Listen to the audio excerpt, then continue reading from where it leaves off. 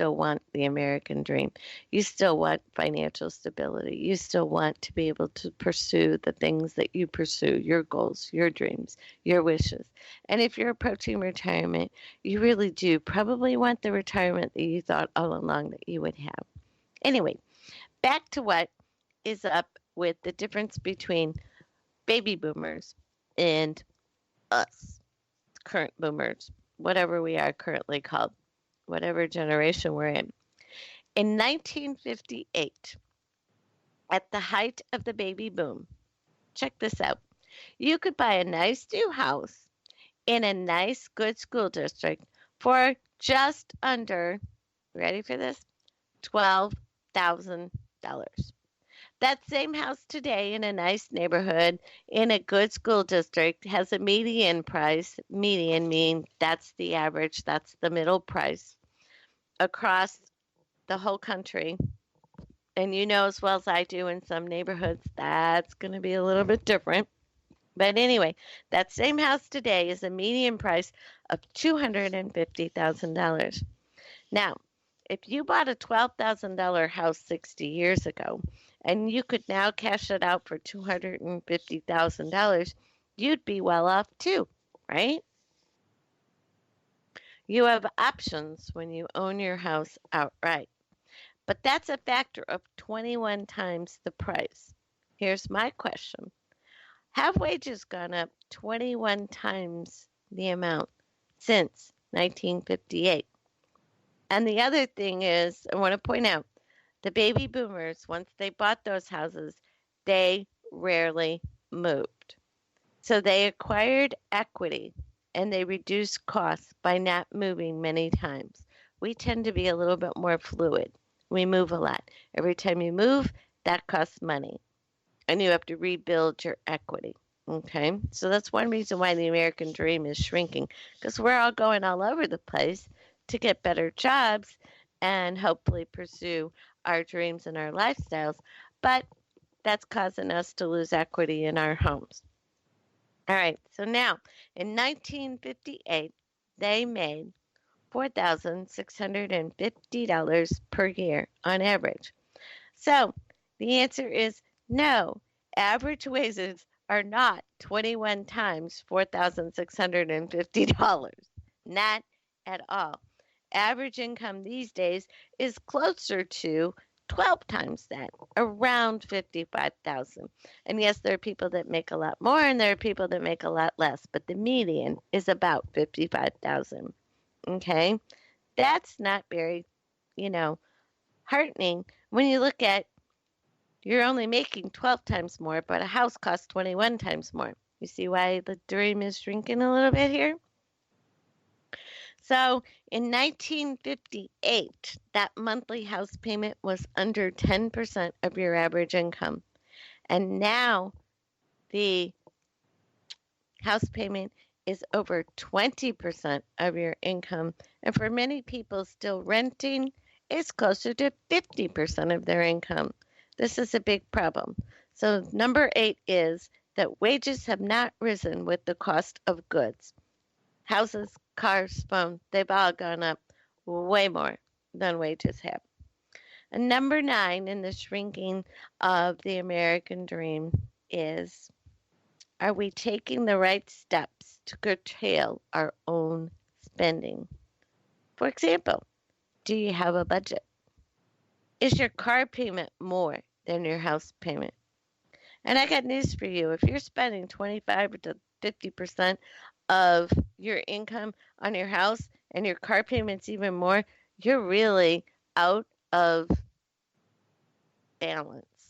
You need to get a balanced, customized budget to help you get better in balance. It's one of the main things I do when I get a new client is get them a customized budget and look at what you're spending in certain areas and see what I can do to help repair that situation for them. And the next question is do you spend more on eating out than you do on groceries? I see a lot of that going on, and that's going to shrink your American dream a lot. Do you rely on credit cards to make up your monthly shortfall? Shrink, shrink, shrink. There goes a little bit more of the dream.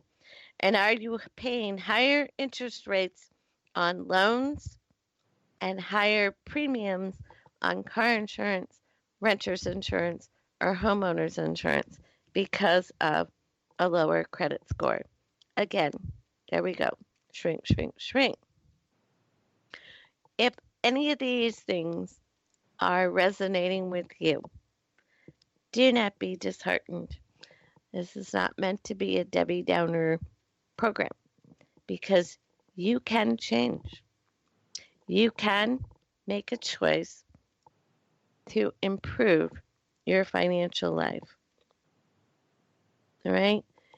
You can make a choice of how much money you spend on a house, how much money you spend on rent, how much money you spend on a car.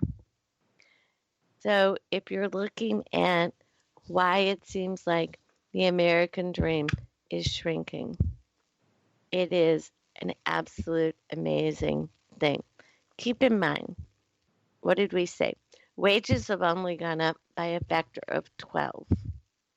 The only thing that is consistent since 1958 that has gone up by a factor of 12, only 12, is, get this, the United States postage stamp first class. It was 4 cents in 1958, and I think it's 49 cents now. So 4 times 12 is 48. So it's gone up by a factor of 12 with a penny added. All right? But check out, average rent went from $95 a month. Yeah, $95 a month in 1958. Now it's well over. The median rent is well over $700 a month. And I don't know who gave me that statistic. I took it off a website because I got to tell you, that seems really low. It's not that cheap here. And I live in a small city. A movie ticket in 1958 was $1. Well, we all know what movie tickets are now. They're 16 to 20 bucks. A gallon of gasoline in 1958 was 24 cents. These days, it's a lot more than that. So, everything's gone up. This is why the American dream is shrinking. Plus, in 1958, they didn't buy cell phones. They didn't have cable TV. Car insurance wasn't mandated by law. Health insurance wasn't mandated by law. It was sort of a little bit of a different time, wouldn't you agree? So the next show, when we talk about what we can do to make changes to reestablish our American dream, is going to be so exciting because we're going to talk about some really good ideas. And if between now and then you listen to this show and you're like, well, I have a good idea, email it to me so we can include your ideas on the show too. But know that change is possible. Doing better is possible. Choosing to improve your financial life is possible. And I'd like to invite you to start by visiting our website. And then if you choose to, you can enroll in the Forget You program too. It works virtually. You do not have to live in my town to be a part of the Forget You program. And oh, if I had the chance to do the happy dance and tell you some of the wonderful feedback, people whose credit scores have come up by close to 100 points, people who got their customized budget and they're learning to work with it and they're making progress and they're feeling so much less stress. This is what choosing to improve your financial life will do for you. It will be so nice. And then you know what you'll do? You'll be just like them. And you'll say, why didn't I do this sooner? I could have done this before. Okay? So start now, and you'll be on the road to a sound financial future in a matter of months. It does not take that long once you make the choice. The choice is the hard part, getting started. And then you learn, and you go, and you move, and it's really awesome.